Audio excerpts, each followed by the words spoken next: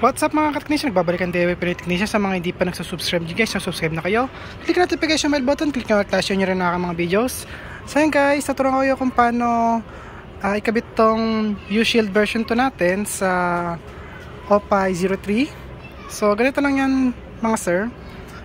Bago natin kabit siya dito, kabit na natin siya dito para mas mabilis gawin.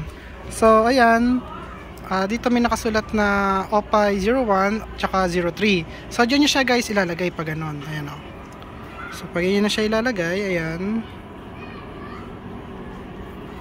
Ayan o, yun. Tapos sasakto yan dito, ayan o. Sakto yung pinaka ano niya. Pag hindi siya sumakto, hindi mali yung pagkakalagay nyo rito. Kailangan saktong sakto, ayan o. Kailangan nandoon mismo sa dulo ayan. Okay. Tapos dito, gagawin nyo, ilalagay nyo ito sa gitna. Ayan. Tapos ito ilalagay nyo sa pinaka ano niya, dulo. Pinaka kanan. Ayan, nasa kanan. Ayan, dyan siya ilalagay. So, basta ganon. Baba dito isa, tapos baba. Ayun. Ito hindi nyo gagalawin to, dyan lang yan. Tapos, ilalagay natin dito yung ilaw, eto guys. Tapos ilalagay natin dito yung coin acceptor or coin slot, dito natin ilalagay. Tapos yung bill acceptor dito natin ilalagay yan. So bill acceptor ng ng ilalagay ko dito guys. So ito lang kailangan ko, red, blue at saka orange. So sa red, sa blue, white, sa orange, black. Ayan. Tapos dito naman yung running light tsaka yung flashing light. Ayan. Okay, kapag ka naka coin LED kayo, so dito nyo ilalagay. So kaya nakikita nyo guys, magkahiwalay yung black terminal nya yan. Ayan, oh.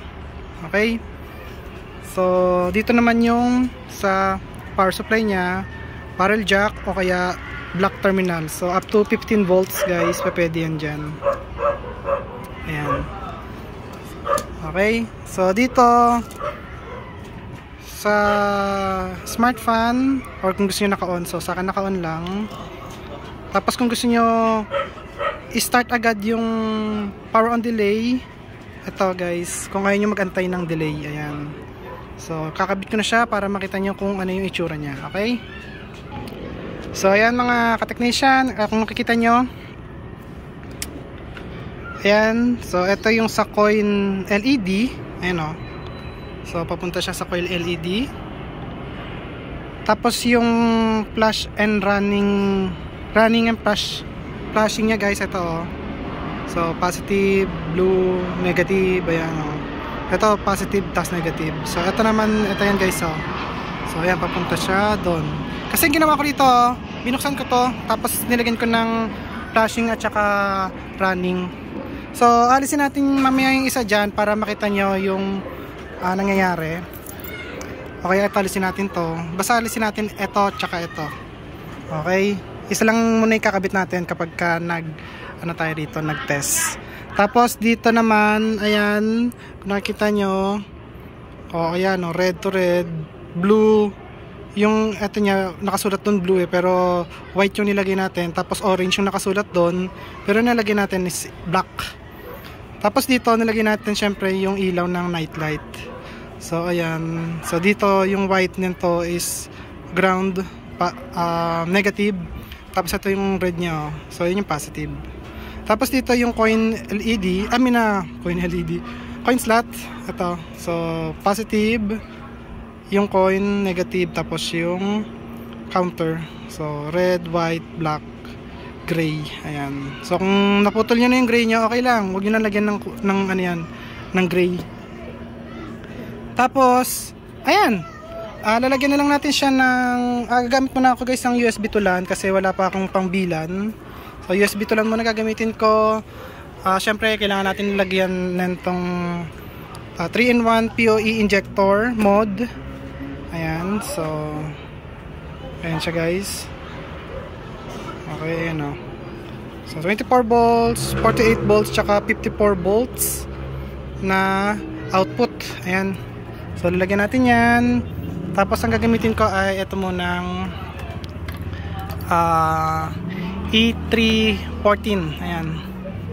E314N. Ayan. So, tapos yung ano ko guys, ISP na gagamitin ko muna ito kasi naka-repeater naman siya sa Wi-Fi ko. So dito na ako para hindi na ako maglabas ng mismong galing sa router. So dito na lang tayo ko-connect. Ayan. So kakabit ko muna siya guys, and then papakita ko sa inyo yung ikinabit ko sa kanya mismo. Okay? Yung pagkabit ko guys, papakita ko sa inyo. So ayan mga sir, kung nakita nyo, nilagay ko yung USB to LAN dito. Ayan, galing siya sa OPI 03, OPI 03, tapos papunta dito USB to LAN, tapos pumunta siya dito sa may LAN ng 3-in-1 PoE injector natin, tapos eto papunta naman doon sa may AP natin. Ayan. So ang gagawin ko dito, 48 volts kasi yon, so ilalagay ko to sa 48 volts. Ayun.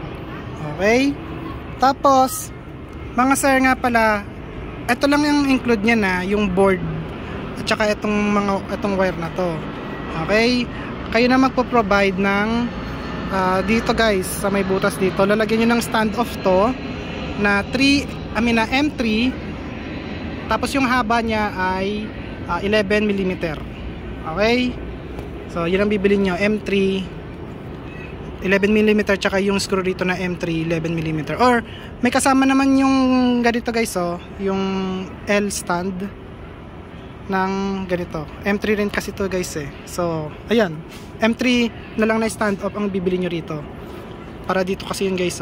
Ayan, para hindi siya gumalaw or hindi siya tag dito, hindi siya matanggal. Ayan, kasi kakabit nyo yan sa bendo nyo, kailangan meron yan dyan. So, ayan. At simulan na natin. Lalagyan lang natin siya ng 12 volts power supply. Dito ko na siya guys lalagyan. Ito Ayan. Tapos sasaksak ko lang siya guys. Wait lang. So, ayan guys. Kinabit ko na pala yung power supply niya. Ayan. Tapos tinanggal ko muna to. So, kabit ulit natin to. Ayan. So, ganyan ang itsura niya. Hindi pa siya nagbubukas. Ayan, kasi may power on delay siya. So ito yung power on delay niya. So antayin natin guys yung power on delay para sigurado. So ayan siya. Wait lang tayo, less than 30 seconds. Ayan, sorry sa ingay guys kasi may dumaan na aeroplano. Pero ayan guys, so nagbi-blink siya, kung nakikita nyo. Alisin muna natin to para kapag ka nakaboot, makikita nyo yung running niya.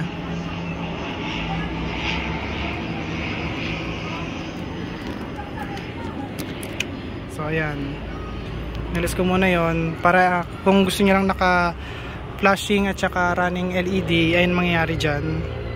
Tapos alisin natin yung flashing LED tsaka running LED mamaya.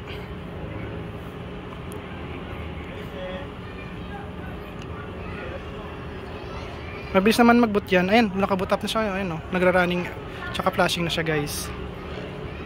So ayan, at tignan natin sa tablet kung okay na siya. So atong pipindutin natin guys, Gcash, Piso, Wi-Fi. Sign in natin syempre. Ayan. Tingnan natin. Yan, Piso Wi-Fi. Wi-Fi 5 soft ang gamit nating rito guys. OS. Kasi maganda ang maganda ang Wi-Fi 5 soft na OS para sa 03. Ayan, 03. So nalilito-lito na ako guys. So insert coin tayo. Mag-insert coin tayo ng 32 pesos. Ito guys, 32 pesos. Okay, so wait lang. Anin mo natin yung aeroplano kasi maingay. So ayan mga sir, at na yung aeroplano, nakadaan na. So insert coin tayo. So pag nag-insert coin tayo guys, tignan nyo mangyari. Ayan. So nagbukas yung natin, coin natin, coin slot at saka yung bill acceptor. Ayan nagbukas sila. So i-cancel ko yan or close ko yan. Ayun o, namatay sila sabay. Insert coin ulit tayo. Ayan. Okay, so mag-insert coin muna ako. Dapat may lalabas to na 32 pesos. Oops.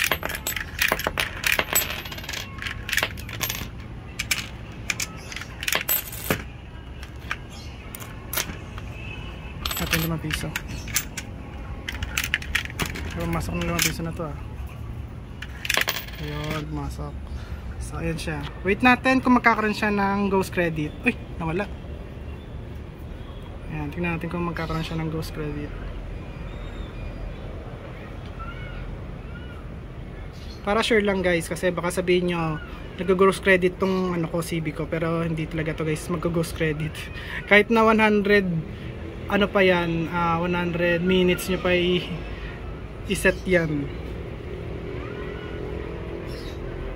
So ayan, kata nyo wala siyang ghost credit. Tapos try naman natin dito sa bill acceptor. Sana maano yung 20 natin. Sana hindi siya sensitive. Ayan, may dumaan na ng aeroplano. Wait lang guys. So ayan, wala na aeroplano. So mag-insert coin ulit tayo. Guys nga pala, pag nag-insert coin ako, eto nagiging green yung red. So insert coin ako. Ayun o, tapos open na ulit siya. So pero ang insert natin is bill.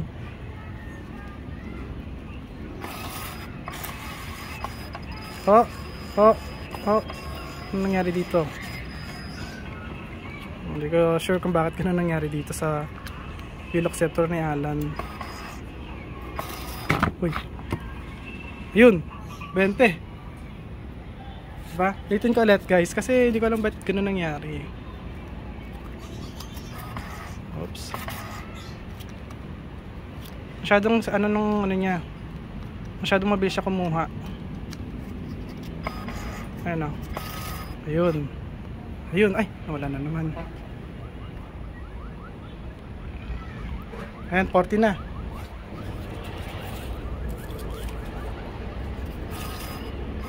Ayun, 60. Ang bilis.